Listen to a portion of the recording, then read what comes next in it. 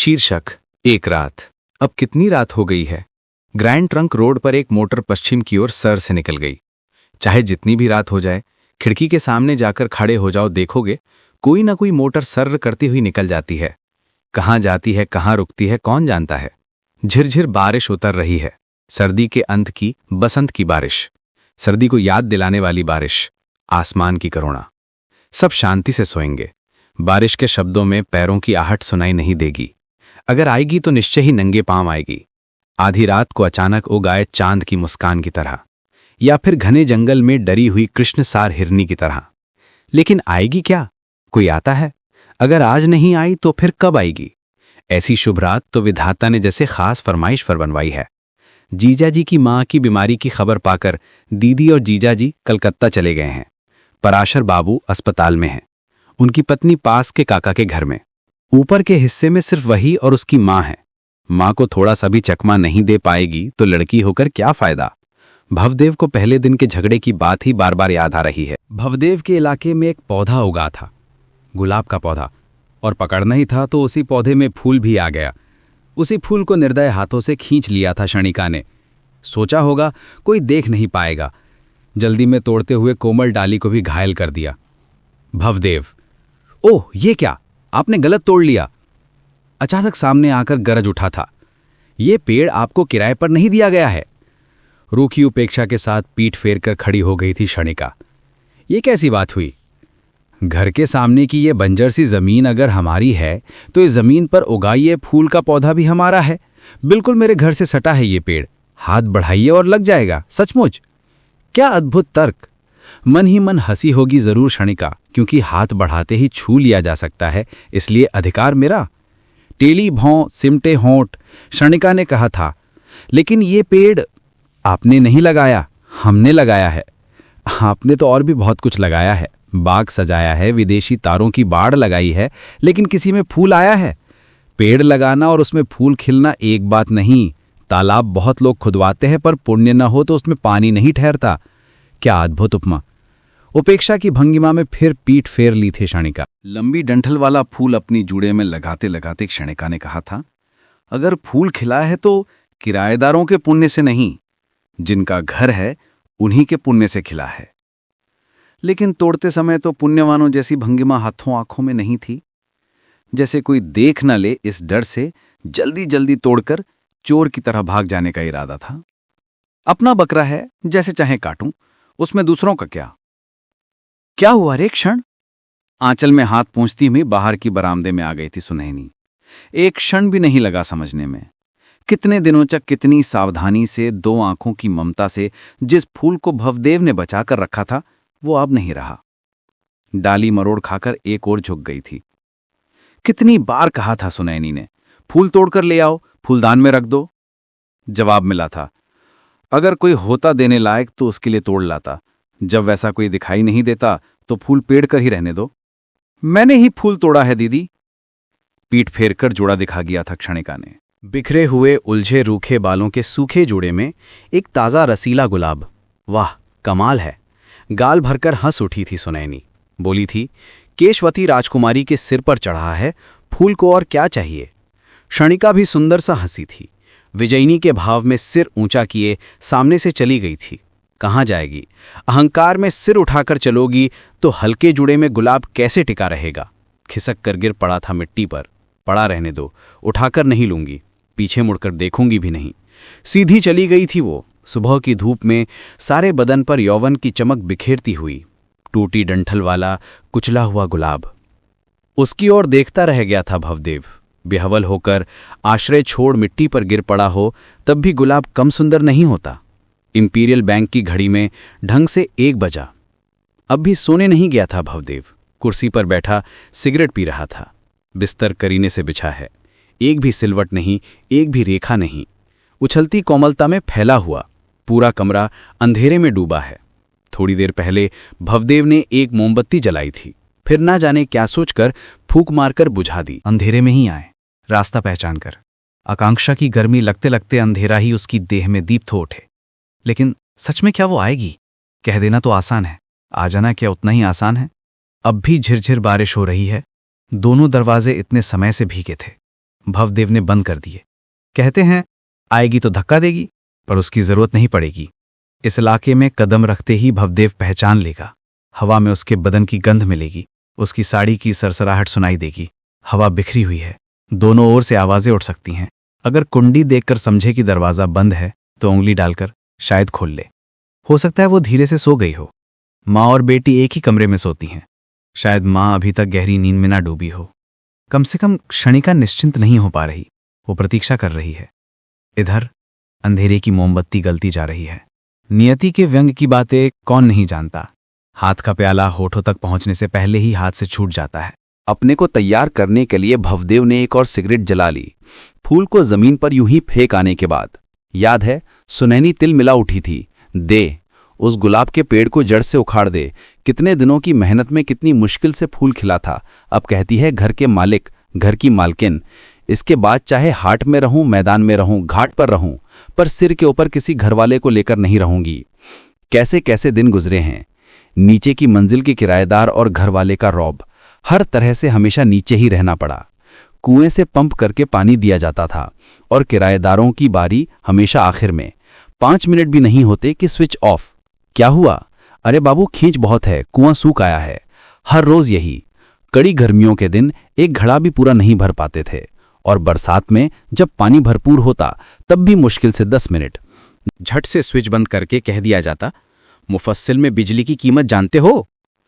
पहला सरकारी झगड़ा हुआ था नौकर राम लखन को लेकर। नीचे अलग सी एक बेकार सी कोठरी थी। मकान किराए पर देते समय कहा गया था वो नौकर का कमरा है, किराएदारों का साझा हिस्सा। लेकिन रहने के वक्त वो बन गया घर वालों के ड्राइवर और दरवान का। बहस बेकार थी, नौकर की जगह दीनी ही पड़ी। मुंह से तो पराशर हार मान गए थे, लेकिन दरवान को भीतर से उकसा दिया था। उसके रौब में राम लखन की क्या मजाल कि उस कमरे में सोए। उसकी जगह हुई बरामदा। सच, आज राम लखन बरामदे में नहीं सोया। तो भवदेव ने तो कह दिया था भारी कमरे में सोना, पर कहाँ नहीं जा सकता। जैसे बूढ़ा है, शायद मालिक की हिफाजत के ख्याल से बिल्कुल बाहर के दरवाजे के पास ही सो गया हो। कौन जाने, यही क्षणिका के लिए सबसे बड़ी रुकावट बन जाए। बेचैनी से कुंडी खोली, दरवाजा जरा सा खोलकर बाहर झांका। नहीं, बरामदा खाली है। आसपास सन्नाटा। दूर स्टेशन की लाल सफेद हरी रोशनियां स्थिर जल रही हैं। अप और डाउन दिल्ली एक्सप्रेस अब तक निकल चुकी हैं, और कितनी ट्रेनें आएंगी जाएंगी। जिस ट्रेन का तय स्टेशन ये कमरा था, वो अब तक नहीं पहुंची। जो होना तय है, उसके लिए इतनी बेचैनी क्यों? आंखों के ऊपर एक तारा जलता हुआ दिख गया। जो अवधारित है उसमें सुख नहीं, जो अनहोनी है उसी में आनंद है। मेघाच्छन्न आकाश देखने की आशा थी, और दिख गया एक अकेला तारा। अकस्मात उल्लास से मन भर उठा। ऐसी ही किसी आश्चर्य की प्रतीक्षा में है भवदेव। निश्चित के लिए नहीं, असंभाव्य के लिए। उस दिन झगड़ा चरम पर पहुंचा था। ऊपर से गीले कपड़े टांगने को लेकर भवदेव लोग बहुत दिनों से आपत्ति जता रहे थे। बरामदे में आते जाते सीधे नाक के सामने टकरा जाते थे।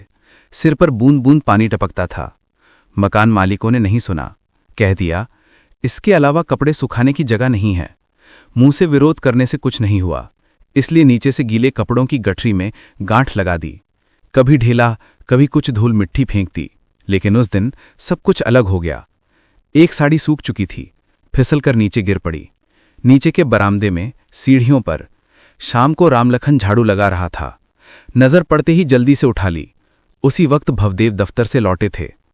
नजर मिलते ही बोले, रख दे। रामलखन ने उसे मोड़ तोड़कर छुपा दिया, और उसी क्षण तेजी से नीचे उतर आई थी क्षणिका। सुनैनी से पूछा, हमारी एक साड़ी गिरी है दीदी। कहाँ? भीतर के बरामदे में चाय बनाती हुई सुनैनी चौंक पड़ी। कैसी साड़ी? किसकी साड़ी? भाभी की साड़ी। बहुत महंगी नहीं है, लेकिन नीचे गिरे और अगर वापस ना मिले तो? अरे ये कैसी बात? सुनैनी बोली, अभी अभी तो रामलखन बाहर झाड़ू लगा रहा था। हाँ रे रामलखन, बाहर कोई साड़ी देखी थी? क्यों? मिट्टी लिपे चूल्हे जैसी शक्ल बनाकर रामलखन बोला, हम जाकर देखेंगे। ज्यादा देर नहीं हुई, मैं ही उठा रही थी। गांठ खोलते वक्त गिर गई होगी। हवा में भी तो उड़ सकती है, भीतर से भवदेव ने ताना कसा।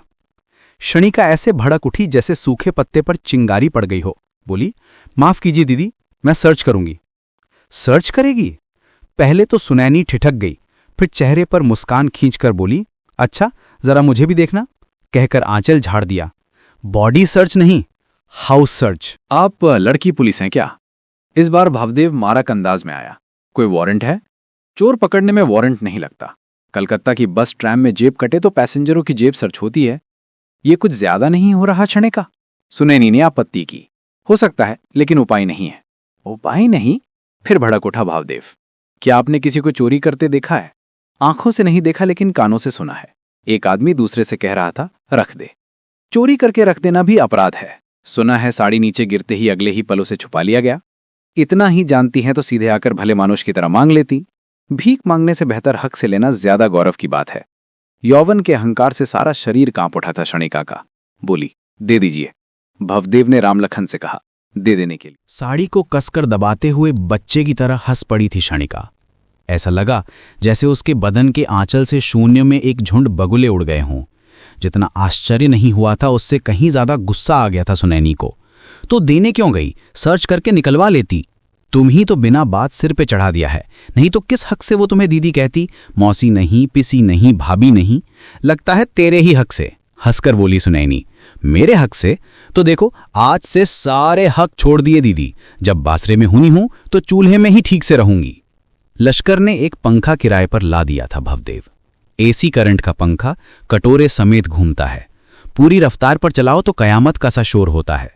घर द्वार कांपने लगता है जैसे छत अभी फटकर गिर पड़ेगी।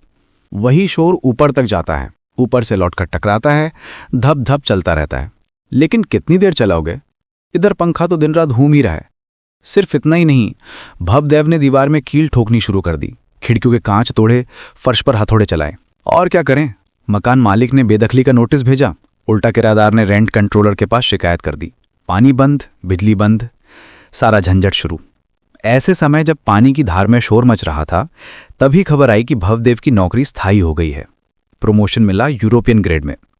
कुछ ही समय में कंपनी कोटे का क्वार्टर भी देगी। धीरे धीरे एक जश्न सा छा गया। सभी झंझट खत्म हो गए। आसमान और हवा का रंग बदल गया। नीचे के कमरे में अब सिर्फ बिजली पानी ही नहीं, पराशर ने नए पॉइंट भी जोड़ दिए। पानी आने लगा चौबच्चे से। ऊपर के उठक बैठक बंद हो गए। कपड़े छत पर फैलकर सूखने लगे। इतना ही नहीं, पराशर ने भवदेव को एक नया शांत पंखा भी दिया। किराए की बात ही क्या? अचंभित क्षणिका असमय नीचे उतर आई।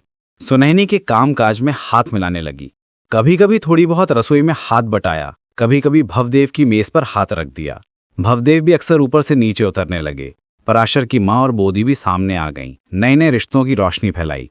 पराशर की माँ बोली, गोरी त्वचा नहीं है तो क्या, स्वास्थ्य अच्छा है। और पढ़ाई लिखाई?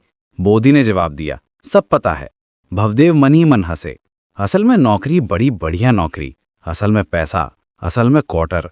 हालात बिल्कुल नहीं छोड़े, लेकिन चेहरे पर थोड़ी राहत दिखी भवदेव की। देखा हवा के झोंके में कहाँ उठे कौन सा रोमांचित बंदरगाह। देखा उत्कर्ष कैसे विगलित होता है, नुरहत-दुंज कैसे सरल हो जाता है। दक्षिण का आकाश काफी हद तक लाल हो चुका था। बनपुर का फर्नेस, जैसे कोई प्रबल बिजली कहीं चमक रही हो, भयंकर। दाह के पार निर्दयी शासन जैसा, जैसे कह रहा हो, जोर से उंगली उठाकर चेतावनी दे रहा हो, कोई नियम की अवहेलना नहीं चलेगी, कोई भूल माफ नहीं होगी, कोई विचलन क्षमा नहीं। तो क्षणिका डर गई। कुंठित सिकुड़े डर की कुंडली में उसकी आदत की चढ़ें जम गई हैं। अगर ये डर ना होता तो क्या जीत होती? इस डर के होने के कारण ही तो सुनसान गिरी शिखब की पुकार का मतलब समझ में आता है। पुकार उस रास्ता भटका हुआ गहन जंगल का, बिना लहरों के समुद्र तट का। क्या ये पुकार इस महान रात में क्षणिका के कान तक नहीं पहुंच पाई? बिल्कुल पहुंची, लेकिन वो भी तो नमक नींबू मिलाकर फीके पानी की तरह एक अभ्यस्त जीवन की झुर्री के लिए धैर्यपूर्वक प्रतीक्षा कर रही। रात्रि की थकान के हर भोर को मलिन देख पाने की इच्छा में। उसमें वह आनंदोलभव उद्घाटन का सपना नहीं, संपूर्ण समर्पण की उत्कंठा नहीं, राजकुमारी की भिखारिन बनने की तपस्या नहीं। तो अब उसके लिए और क्या बचेगा? जिसे वो प्यार करती है उससे आज रात मुलाकात होगी, महारात्रि की मौनता में, सभी हिसाब किताब के बाहर, कोई कृत्रिम समाधान ना मानते हुए। अगर ये उज्ज्वलता, ये नवीनता वो दे नहीं सकती तो उसका मूल्य क्या? तो उसका महत्व कहाँ?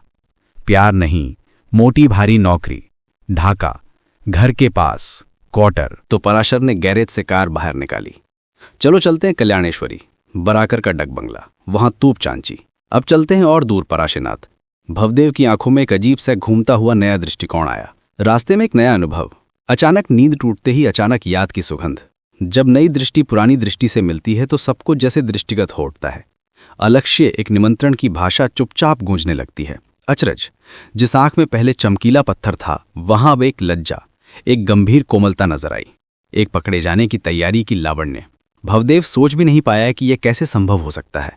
किसने रचाई इस रुख मिट्टी की शामायन, निष्पादक देश में अज्ञात पक्षी काकली।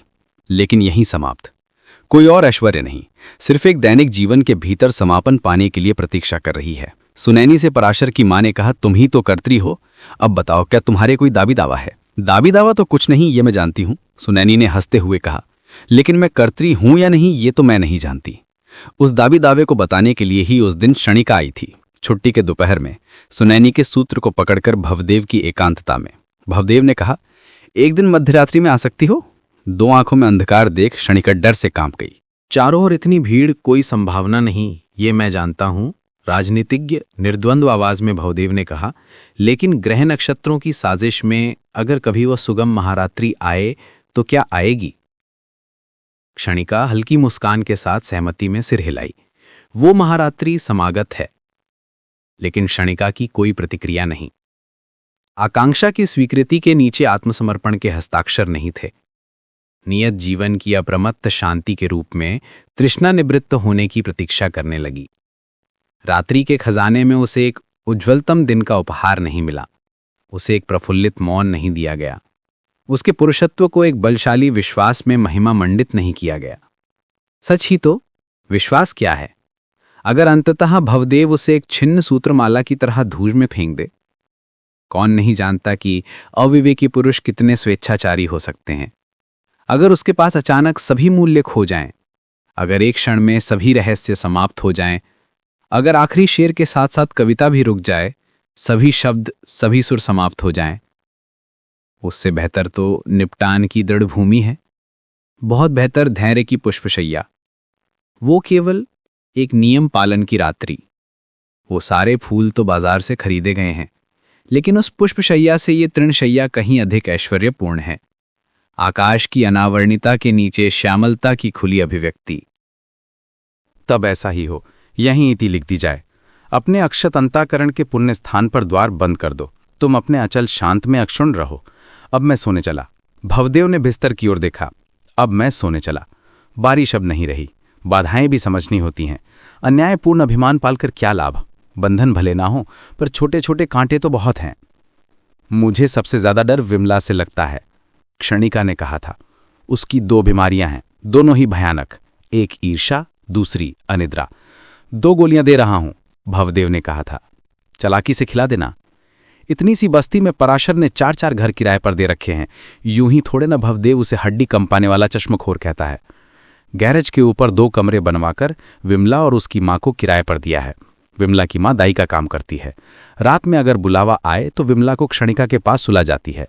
आज अगर वैसा ही कुछ हो गया तो वही सबसे बड़ा खतरा होगा। एक तो पास में सोएगी, उस पर नींद भी नहीं। लेकिन भवदेव का अपना डर नागमशाई से था। किराएदार लगाने से पहले पराशर ने कोई चयन नहीं किया था। कहीं से एक विपत्ति नायक निसंतान ठेकेदार को घर दे दिया गया था। उसकी जिंदगी के सिर्फ 2 व्यसन थे, रात में चोर पकड़ना और दिन में नाक की नोक पर चश्मा रखकर चश्मे की छेद से तिरछी नजर रखना। पड़ोस के रक्षक दल का सरदार, खिड़की से कौन चोर हाथ बढ़ा रहा है, कौन मच्छरनी के अंदर, कहाँ घाट ड्राइवर ने षड्यंत्र का ट्रेन रोकी, वैगन तोड़ा, इस सब का रिकॉर्ड रखता। घर के कोने कोने में कभी कभी ट्रेन की लाइन के किनारे किनारे गश्त देता। जब घर में रहता, खिड़की की टूटी झरी में चश्मा लगाकर झांकता। सिर्फ नाग नहीं, कालनाग भी, 2 पैर वाला सांप। उसका तैयार फन तोड़कर निकलना आसान काम नहीं। फिर उस तरफ के एक तले के छत पर खगेन मिट्टेर। वो फिर से ध्यान में बैठ गया। करोगे तो घर में बैठकर करो, लेकिन नहीं, घर के बाहर एजमाली गेट के पास आम के पेड़ के नीचे कुर्सी बिछाकर बैठा रहता। आंखें बंद कर रीढ़ सीधी कर लेता।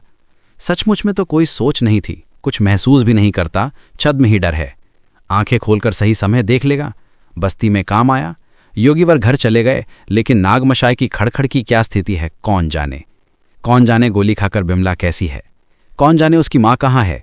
गलती से नहीं, इच्छा से उसने खुद ही गोली खा ली या नहीं, ये निश्चित नहीं। रोग शायद अब और कहीं नहीं, रोग उसके मन में है। वो रिश्तेदार बनना चाहता है, अपना नहीं बनना चाहता। संयुक्त हिमकण बने रहेगा, सीमा पार वाली झरनी नहीं बनेगा। ये भी एक प्रकार का अहंकार है। मैं पवित्र हूं, मैं निरंतर हूं, मैं अचंचल हूं, यह अहंकार। भवदेव कुर्सी छोड़कर उठ गया। बीएनआर की रात की ट्रेन भी अब तक चल चुकी। और क्या, कुएं से पानी गिराकर खेला एक गिलास, अब पराभूत शैये पर जाकर शर्मिंदा होकर नींद पूरी नहीं की। ठक ठक ठक ठक, हृदय धड़कन का शोर हुआ या बंद मंदिर में क्या खुद ब खुद घंटा बज उठा? ठक ठक ठक ठक। कौन सी ओर का दरवाजा? भीतरी बरामदे का या बाहरी बरामदे का? किस सीढ़ी से उतरी होगी? बिमला क्या सो गई है? उसकी मां को क्या अब तक कोई बुलावा नहीं आया? नागमशाई की खड़खड़ क्या बंद हो चुकी है?